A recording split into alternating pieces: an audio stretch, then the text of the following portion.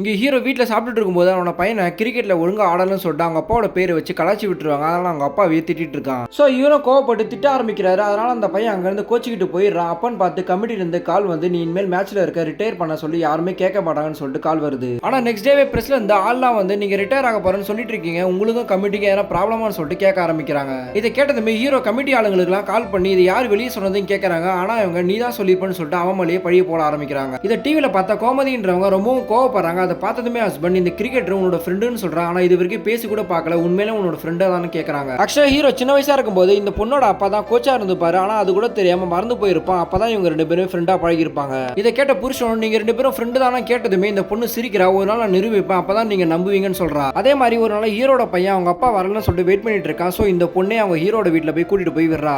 அப்பதான் இந்த பொண்ணு ஹீரோ கிட்ட அவங்க அப்பா தான் முதல் தடவை கோச்சா இருந்தாருன்னு சொல்றாங்க. அதை கேட்டதுமே இப்பதான் இவனுக்கு ஞாபகம் வருது. சோ சாரி கேட்டு ரெண்டு பேருமே ஃப்ரெண்டாவே பழக ஆரம்பிக்கிறாங்க. இந்த பொண்ணோட புருஷனோ ப்ராஜெக்ட்காக 50 லட்சம் கடன் வாங்கியிருப்பான். அந்த உண்மையை இந்த பொண்ணுகிட்ட சொல்றா. அதை கேட்டதுமே கடுப்பாவரா. இருந்தாலுமே அடுத்த நாள் வீட்டோட பத்திரத்தை வச்சு இந்த கடன் அடைங்கன்னு சொல்லிட்டு கொடுத்துறா. அதை கேட்டதுமே ரொம்ப சந்தோஷப்படுறான். தென் அர்ஜுனோட பையனுக்கு பர்த்டே சொல்லிட்டு இந்த பொண்ணை வர சொல்லியிருப்பாங்க. இவன் ஹஸ்பண்டையும் கூட்டிட்டு போறாங்க. அப்பதான் இவங்க ரெண்டு பேரும் ஃப்ரெண்டா இருக்கிறது தெரிய வருது. அதை பார்த்ததுமே அப்பதான் இவன் நம்ப ஆரம்பிக்கிறான்.